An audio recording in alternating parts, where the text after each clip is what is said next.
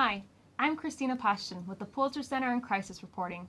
In this segment, we have Whitney Shefty, a video journalist for The Washington Post. Thank you for joining us, Whitney. Thank you. So at this point of the competition, our applicants have probably finished shooting their pieces and now they are ready to begin editing. So how do you recommend they organize their media?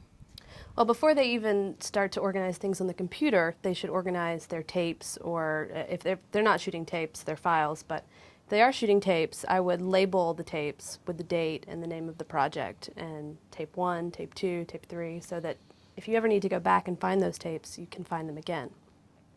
When they start putting things into the computer, I would create a project file and label that with the date and with the name of the project, and inside of that folder, I would create subfolders where you have your capture media, your footage goes into another folder, and any extra files that you may have would go into a miscellaneous folder. As you go to edit, for example, I may edit an interview first. That's usually how I do it. So I'll keep a folder just of interview clips, and I'll go through and put my in and out points and pull things down into the timeline.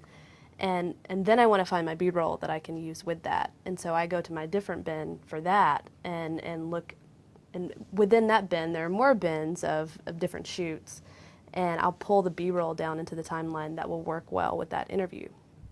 What about logging? Well, logging is really important because you want to be able to go back later and find your files and know what they are, what you're looking at. So, girl in the snow, for example. Truck driving by, so that later on I can quickly search and find those files. So it's important to log everything because you never know what you're going to need to go back and find again. Say they finish editing their sequence, but then they discover that they want to change something and go back and re-edit. What do you recommend? I recommend creating a new sequence every time you want to change your edit at all, because you may make your changes and you may decide that you don't like those changes. So you're going to want to save each edit. In my work, I'll put an edit together and I'll show it to an editor, and they'll say, well, I want you to change X and Y.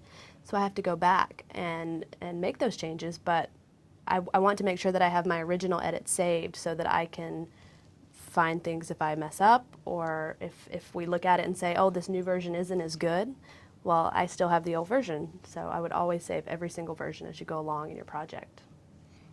So at the end of the day, what is managing media all about?